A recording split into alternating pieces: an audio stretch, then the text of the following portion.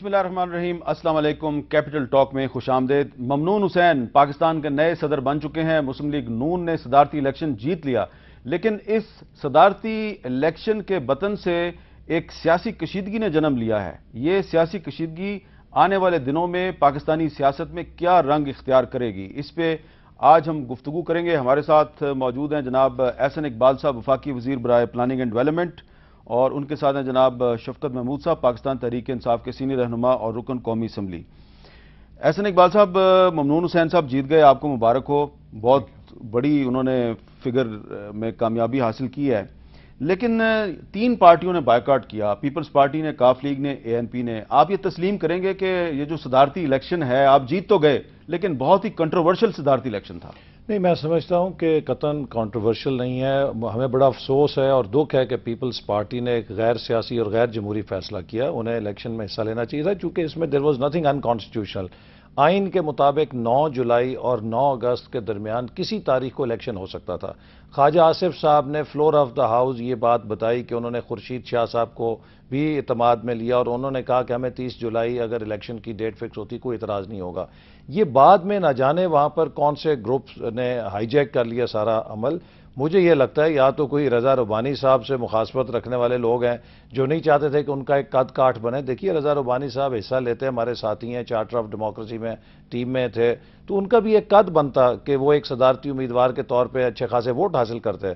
تو یا تو ان سے کسی نے کوئی بدلہ لیا، یا پھر اس بات کا خدشہ ہے کہ وہاں پر ایک لابی ہے کہ جو اپنی کرپشن کو چھپانے کے لیے یا اس سے بچنے کے لیے عدلیہ پہ دباؤ کھیلنا چاہتی ہے، کہ وہ اس ایشو کو استعمال کرے سپریم کورٹ اور عدلیہ پر دباؤ ڈالنے کے لیے، تاکہ اس کے جو کرپشن کے کیسز ہیں ان کے خلاف جو سماعت ہے اس پہ وہ اثر انداز ہو سکے۔ اس طرح تو وہ میں نہیں سمجھتا کہ عدلیہ بھی کسی کے دباؤ میں آئے گی، لیکن جبکہ ہمیں پاکستان میں آج بڑے اتحاد کی ضرورت ہے۔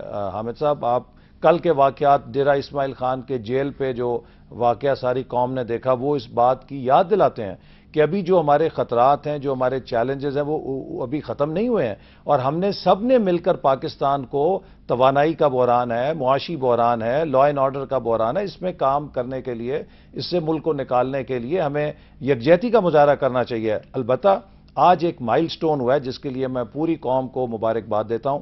جیسے ایک سپیکر سے دوسرے سپیکر تک، ایک وزیر اعظم سے دوسرے وزیر اعظم تک، ایک جمہوری منتخب صدر سے دوسرے جمہوری منتخب صدر تک جو انتقال اقتدار کی روایت پڑ رہی ہے، یہ ہمارے لیے ایک بہت اچھا شگون ہے۔ جی، آپ اتفاق کرتے ہیں شفقت محمود صاحب کہ ایک صدر کی طرح دوسرے صدر، ایک وزیر اعظم سے دوسرے وزیر اعظم، ایک سپیکر سے دوسرے سپیکر، تو یہ بڑی اچھی روایتیں پڑ رہی ہیں؟ نہیں، اس حد تک تو بالکل ٹھیک ہے، کیونکہ جمہوریت تسلسل چلنا چاہیے، اور لیکن کنٹروورشل والی جو بات ہے وہ آپ نے صحیح کی ہے، اور اس میں اصل وجہ جو ہے کنٹروورشل ہونے کی وہ ہے الیکشن کمیشن کا کردار، اور کچھ حد تک جو تاثر سپریم کورٹ کے فیصلے نے چھوڑا ہے۔ ان دونوں وجوہات کی بنا پہ ایک متنازع سی بات لگتی ہے۔ الیکشن کمیشن کو تو لگتا ہے جیسے بھول گیا تھا کہ یہ پریزیڈنشل الیکشن کے لیے کوریڈور ہے 7 جولائی سے 7 اگست تک، کیونکہ اگر وہ لیٹ سے کہ 1 جولائی کو شیڈیول دے دیتے، اور چاہے 30 کا ہی دے دیتے، اور کینڈیڈیٹس کو ٹائم مل جاتا وغیرہ وغیرہ، کوئی پرابلم نہیں ہوتا۔ سپریم کورٹ کو بھی چاہیے تھا کہ وہ ساری پارٹیوں کو سنتے، تو ہمیں، اور انہوں نے نہیں سنا، اور اس سے چاہے دانستہ طور پہ ایک تاثر ابھرا کہ جیسے پی ایم ایل این جو کہتی ہے سپریم کورٹ وہ مان جاتا ہے۔ تو یہ میرا خیال ہے کہ سپریم کورٹ نے اس لحاظ سے جو فیصلہ تھا اس میں بہت ساری چیزیں، تو ان کی حکومت کے ایڈوائزر شجاعت عظیم کو بھی تو اسی سپریم کورٹ نے بہرحال میں جو آپ کو بتا رہا ہوں نا کہ وہ اگر جو لوگ نقاد ہیں سپریم کورٹ کے، وہ تو کہتے ہیں کچھ باتوں میں دکھانے کے لیے ایسی چیزیں کر دیتے ہیں، اور باقی جو مین چیزیں ہیں اس میں ریلیف دے دیتے ہیں، اور اصل چیز جو ہے وہ ان کے ساتھ ملے ہوئے ہیں۔ لیکن جہاں تک یہ ہے، اس کے علاوہ صرف ایک بات میں یہ کہوں گا کہ ہم سمجھتے ہیں کہ پیپلز پارٹی نے صحیح فیصلہ نہیں کیا، ہم اگری کرتے ہیں ان سے، ہم سمجھتے ہیں تحفظات ہمیں بھی ہیں، لیکن صحیح فیصلہ نہیں کیا، اس لیے کہ اگر وہ انتخاب میں حصہ لیتے تو ایک تو پاسبلٹی تھی جوائنٹ اپوزیشن کی، جو پاسبلٹی ہم نے ان کو پیش کی تھی کہ مل کے کینڈیڈیٹ بناتے ہیں، جس سے کیا ہونا تھا کہ ایک صحیح سارے ملک میں ایک ڈیفیکلٹی اور پڑھنی تھی پی ایم ایل این کے لیے۔ لیکن آپ دوسری بات دیکھیں، ہم نے الیکشن میں حصہ لیا، اگر ہم نہ لیتے تو اوپن گول ہو جاتا، کھلا گول ملتا نا، ہم الیکشن میں لڑے، ان کو مجبوری ہوئی، ایم کیو ایم کے پاس گئے، جن کو یہ گالیاں دیتے تھے، جن کے بارے میں اے پی سی میں انہوں نے لکھ کے کہا کہ کوئی پارٹی، اور اس اے پی سی میں میں موجود تھا بطور آبزرور، اس میں انہوں نے لکھ کے کہا کہ کوئی پارٹی جو ہے وہ ایم کیو ایم سے اتحاد نہیں کرے گی. وہاں پہنچ گئے اور ایک دوسرے کے بارے میں جو زبان استعمال کی، جو وسیم صاحب نے ان کے بارے میں زبان استعمال کی، جو ان کے قائدین ان کے بارے میں زبان دہشت گرد کہتے تھے، سب کچھ کہتے تھے، ان کے پاس چلے گئے.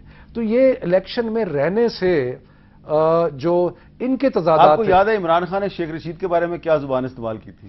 نہیں وہ ٹھیک ہے، وہ ٹھیک ہے، لیکن میں ویسے آپ کو بتا رہا ہوں کہ شیخ رشید کے بارے میں تو کہا تھا نا کہ اس جیسے سیاستدان ہوں تو پھر میں لیکن جو الزامات ایم کیو ایم کے اوپر ماشاءاللہ نون لیگ نے لگائے تھے، ان کا تعلق ان کے اظہار گفتار یا ان چیزوں پہ نہیں تھا. اس کا تعلق تھا کہ جی یہ دہشت گرد ہے، یہ ٹارگٹ کلنگ کرتے ہیں، یہ مارتے پیٹتے ہیں، یہ لوگوں کو بھتہ لیتے ہیں، اور اس کے بعد جا کے ان سے ووٹ مانگ. اچھا ذرا اس پہ میں ایم کیو ایم والوں سے بھی بات کر لیتا ہوں. ہمارے ساتھ کراچی میں موجود ہیں. ایم کیو ایم کا پرابلم نہیں ہے، پرابلم تو ان کا ہے، لیکن ایم کیو ایم سے بھی بات کرنی ضروری ہے نا. فیصل سبزواری صاحب ہمارے ساتھ موجود ہیں، سندھ اسمبلی میں ایم کیو ایم کے سینئر رہنما. السلام علیکم فیصل صاحب. جی وعلیکم السلام. فیصل صاحب یہ ایک تانا بن گیا ہے ایم کیو ایم کے لیے کم، لیکن مسلم لیگ نون کے لیے زیادہ. ہر کوئی مسلم لیگ نون کو تانا دے رہا بھی کہ تم ایم کیو ایم کو دہشت گرد کہتے تھے، اب تم نے ایم کیو ایم سے صدارتی الیکشن میں ووٹ لے لیے.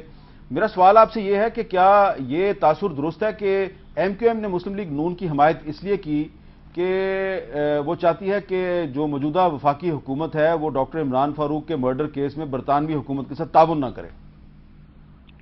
جی حامد بھائی، یہ میرے خیال میں یہ اسی طرح کا تاثر ہے، خاص کر جو سوشل میڈیا پہ لوگ بنا رہے ہیں اور نت نئے سیاسی تجزیہ نگار جو آ گئے ہیں، جو یہ بھی کہہ رہے تھے کہ 17 جولائی کو کوئی الطاف بھائی کی پیشی بھی لندن میں اور وہ کوئی گرفتار ہونے والے تھے. اسی طرح کا میرے خیال میں بالکل غلط تاثر ہے. ایسے اقبال صاحب بتلا سکیں گے، اگر ڈیمانڈ کی ہے تو میں سارا وقت اس میٹنگ میں موجود تھا کہ پی ایم ایل این کے دوست 90 پر تشریف لائے. ایک تو پاکستان پیپلز پارٹی کے بورڈ نے اور پھر پی ٹی آئی نے ہم سے رابطہ ہی کرنا نہیں کیا، کیونکہ ماشاءاللہ شفقت محمود صاحب وہ کہ آبزرور تھے آل پارٹیز کانفرنس میں، جس کا حوالہ دے رہے ہیں، لیکن وہ اس پر ابھی تک قائم ہے پی ٹی آئی. تو ان کو رابطہ نہیں کیا. پی ایم ایل این نے رابطہ کیا. آپ کے یہ بھی علم میں ہوگا کہ ہم نے Mian Nawaz prime minister rail اس کے لیے بھی ان کو سپورٹ کی تھی، اور ابھی اس میں کوئی کنڈیشن نہیں تھی، ابھی بھی کوئی کنڈیشن نہیں. توقع ہے کہ مسائل ہیں ان کے لیے پی ایم ایل این ایک ہوتی ہے اپوزیشن پالیٹکس، ہم بھی کرتے ہیں، پاپولسٹ سینٹیمنٹس لوگ ہم کرتے ہیں، نعرے بازی، اور اس کے علاوہ ہوتے ہیں جب آپ گورننس کے لیے آتے ہیں. تو توقع یہ ہے پی ایم ایل این کرے گی، جو بھی اچھا کام ہوگا ہم ان کو سپورٹ کریں گے اپوزیشن، اور اچھا کام نہیں ہوگا تو یقیناً اس پر تنقید. اچھا احسن اقبال صاحب، کوئی یہ امکان ہے کہ آنے والے دنوں میں آپ ایم کیو ایم کو دعوت دیں کہ آپ حکومت میں شمولیت اختیار کر لیں؟ دیکھیں حامد بھائی صاحب، میں وضاحت کرنا چاہتا ہوں کہ دو قسم کی پولیٹیکل الائنمنٹس ہوتی ہیں ہمارے نظام کے اندر. جو صدر کا الیکشن ہے، وزیر اعظم کا الیکشن ہے، اس میں آپ نے دیکھا کہ بسا اوقات جو بھی سیاسی آپ کے اختلافات ہوں، آپ انہیں بالائے طاق رکھ کے ایک یکجہتی کی فضا کے لیے جمہوریت کی اسپرٹ میں ووٹ کر دیتے ہیں. 2008 میں ہم سب نے مل کے یوسف رضا گیلانی صاحب کو اتفاق رائے سے وزیر اعظم کا ووٹ دیا تھا، شاید اس خیال پہ کہ وہ قومی ایجنڈے کو پرسو کریں گے، وہ نہیں کر سکے. اس دفعہ بھی جو ایم کیو ایم نے صدر کے لیے ووٹ دیا ہے، چونکہ صدر ایک وفاق کا نمائندہ ہوتا ہے، اور ممنون صاحب یہ بات کہہ چکے ہیں کہ میں منتخب ہونے کے بعد پارٹی کی ممبرشپ چھوڑ دوں گا، ایک سیاسی کارکن نہیں رہوں گا، جو کہ آئین کی منشا کے مطابق ہے. آج تک یہی روایت رہی ہے. یہ صرف جنرل مشرف اور زرداری صاحب نے صدر کے عہدے کو سیاسی بنایا تھا. چونکہ ممنون حسین صاحب کا تعلق کراچی سے بھی ہے اور وہ ایک مڈل کلاس کے نمائندہ ہیں، اور میں سمجھتا ہوں کہ اس حوالے سے اگر ایم کیو ایم نے فیصلہ کیا کہ ایک ایسی قیادت جو مڈل کلاس کی نمائندگی کرتی ہے اور جو کراچی سے بھی تعلق رکھتی ہے، اور اگر مسلم لیگ نون نے ایک ایسی قیادت کو صدر مملکت کے لیے نامزد کیا اور ایم کیو ایم نے ان کو ان کے میرٹ پہ ایک اچھا امیدوار سمجھتے ہوئے فیصلہ کیا کہ وہ ان کو سپورٹ کرنا چاہتے ہیں، تو اس کے لیے یقیناً ہم ان کے شکریہ ادا کرتے ہیں. لیکن صدر کا ووٹ دینا اور ایک مستقل سیاسی صف بندی میں حلیف بن جانا یا کولیشن پارٹنر بن جانا، کوئی ابھی ایسی کولیشن زیر بحث نہیں ہے ایم کیو ایم اور پی ایم ایل این کے درمیان. انہوں نے صدارتی الیکشن میں خود ان کے کئی نمائندوں نے کہا ہے کہ ممنون صاحب کے میرٹ کے اوپر ہم نے انہیں بہتر امیدوار سمجھتے ہوئے ان کی حمایت کرنے کا فیصلہ کیا. اچھا ایک اگر آپ مجھے اجازت دیں میں ایک بات پوچھ لوں فیصل سبزواری صاحب سے. فیصل صاحب، اگر آپ کو فرض کریں آنے والے دنوں میں PMLN کی طرف سے مرکز میں وفاق میں وزارتوں کی آفر ہوتی ہے تو آپ وہ قبول کریں گے؟ میرے خیال میں یہ وہ کہ مفروضے پر بیس ہے سوال، لیکن پھر بھی میں یہ عرض کروں گا کہ ہم جہاں پسندی کے نہ قائل ہیں اور نہ اس کے متحمل ہو سکتے ہیں۔ ہم پاکستان کی تمام لیجیٹیمیٹ پولیٹیکل فورسز کے ساتھ ایک ورکنگ ریلیشن شپ چاہتے ہیں، اور اس میں حکومت میں آنا، کولیشن کا حصہ بننا یا نہ بننا، اس کی کوئی قید نہیں ہے کم و بیش۔ بہت بہت شکریہ فیصل سبزواری صاحب۔ جی شب کیا کہنا میں نے کہا بڑی خوبصورت بات ہے کہ جیسے اپنا احسن اقبال صاحب نے کہا کہ اوور نائٹ MQM کو احساس ہو گیا کہ ممنون صاحب تو بہت ہی اچھے آدمی ہیں، اس سے پہلے احساس نہیں تھا۔ اصل بات جو ہے وہی ہے جو آپ نے پہلے کی تھی۔ بات یہ ہے کہ کچھ لوگوں کی مجبوری ہوتی ہے حکومت میں رہنے کی۔ ایک تو ماشاءاللہ مولانا فضل الرحمان ہیں، وہ ان کی کوئی مجبوری بنی ہوئی ہے، وہ جو بھی پاور میں ہوتا ہے اس کے ساتھ مل جاتے ہیں، آج کل ان کے ساتھ مل رہے ہیں۔ اور جب کوئی کہتا ہے نا کہ ہم غیر مشروط کر دیں گے، وہ غیر مشروط کا مطلب یہ تھا خدا کا واسطے ہمیں اپنے اچھا یہاں پہ ایک سوال ہے کہ MQM کو فائدہ تو اس میں ہوگا کہ وہ سندھ صوبے میں پیپلز پارٹی کے ساتھ کولیشن پارٹنر بنے، اس میں زیادہ فائدہ ان کو، وہاں پہ وہ کام کر سکتے ہیں۔ اصل مسئلہ مرکز میں کولیشن پارٹنر بننے کا کیا فائدہ ان کو؟ اصل مسئلہ یہ نہیں ہے، اصل مسئلہ وہ ہے جس کے آپ نے شروع میں نشاندہی کی۔ اصل مسئلہ لنڈن میں ہے۔ اچھا، عمران فاروق صاحب کا قتل ہے، اس کے بعد منی لانڈرنگ کے ایشوز ہیں، کچھ وٹنسز سنا ہے یہاں پر بھی موجود ہیں جن کو ابھی بات چیت چل رہی ہے کہ لنڈن بھیجنا ہے یا نہیں بھیجنا، یا وہ وٹنسز ہیں یا سسپیکٹس ہیں۔ سو بہت کچھ اس میں انوالوڈ ہے۔ میں نے تو بہت ڈھونڈے ہیں، مجھے تو نہیں ملے ابھی تک وہ۔ ہم تو اخباری، ہمارے پاس کو اندر کی ہمیں تو سیکیورٹی بریفنگ کسی نے دی، ہم تو اخبار میں جو آتا ہے وہ پڑھتے ہیں۔ لیکن ایک اور بڑی خوبصورت بات کی کہ پولیٹیکل ڈفرینسز جن کے ساتھ ہیں ان کے ساتھ مفاہمت ہو سکتی ہے، بالکل ہو سکتی ہے۔ آپ کے سیاسی مخالفین ہیں، ہم اور احسن اقبال صاحب ہماری سیاسی مخالفت ہے، کوئی زیادتی لیکن میں احسن اقبال صاحب کو قاتل نہیں سمجھتا، میں ان کو دہشت گرد نہیں کہتا، میں یہ نہیں کہتا کہ یہ جو ہے بھتہ لیتے ہیں، میں ان کو اور بہت کچھ کہتا ہوں لیکن یہ نہیں کہتا۔ لیکن یہ ساری چیزیں تو وہ ان کو کہتے تھے، تو انہوں نے کوئی سیاسی مفاہمت جو ہے وہ نہیں کی۔ انہوں نے تو اگر ان کی اپنی الفاظ کو لیا جائے، میں اپنی طرف سے نہیں بنا رہا، تو انہوں نے قاتلوں کے ساتھ جا کے ہاتھ ملایا، ان کے بقول دہشت گردوں کے ساتھ انہوں نے سمجھوتا کیا، اور ان کے بقول بھتہ خوروں کی سرپرستی یا بھتہ خوروں کی دوستی جو ہے اس کو حاصل کیا۔ تو یہ تو احسن اقبال صاحب مشکل نہیں ہو گیا جواب دینا؟ ویسے حامد صاحب میں ان کی باتیں سن کے بڑا خوش ہو رہا تھا کہ MQM کے ساتھ تو PTI کتنے یو ٹرنز لے چکی ہے۔ ایک وہ وقت تھا جب خان صاحب اسکاٹ لینڈ یارڈ گئے تھے، پھر ایک وہ وقت تھا جب انہوں نے کراچی میں جلسہ کیا، تو پھر یہ MQM کے وکیل صفائی بن گئے تھے کہ جی وہ قومی جماعت ہے، وہ نمائندہ جماعت ہے، ان کو سپیس دینی چاہیے، ان کے ساتھ ہم مخاصمت نہیں کر سکتے۔ اور اب ایک پھر وہ دوبارہ ان کا وہ ہے، ہمارا کوئی کسی قسم کی پولیٹیکل الائنمنٹ یا صف بندی نہیں ہے۔ جیسے کہ خود MQM کے میں نے کل حیدر عباس رضوی صاحب کو سن رہا تھا، وہ بھی یہی کہہ رہے تھے کہ ہمارے نظریات علیحدہ ہیں، ہم نے صرف صدارتی الیکشن کے اوپر امیدوار کی موضوع ہونے کے اوپر انہیں ووٹ دینے کا فیصلہ کیا۔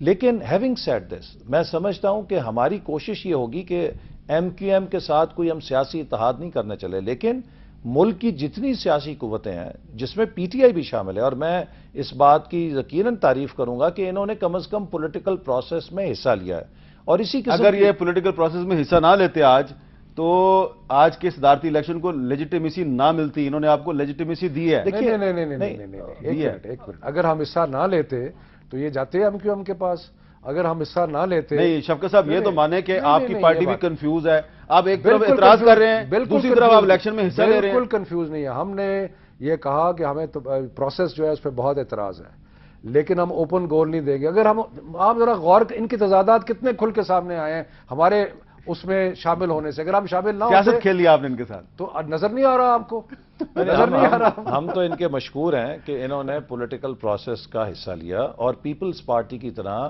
کسی بچپنے کا مظاہرہ نہیں کیا، تو لہٰذا یہ ایک اچھا رویہ ہے۔ اور آنے والے وقت میں ہم چاہتے ہیں کہ چاہے وہ PTI ہے، چاہے وہ کوئی بھی جماعت ہے، دیکھیے میں نے شروع میں آپ سے کہا کہ پاکستان کے اس وقت چیلنجز اس سطح پر نہیں ہیں کہ ہم پارٹیزن پالیٹکس کھیلیں، ابھی یہاں پر پارٹی کھیلنے کا وقت نہیں آیا۔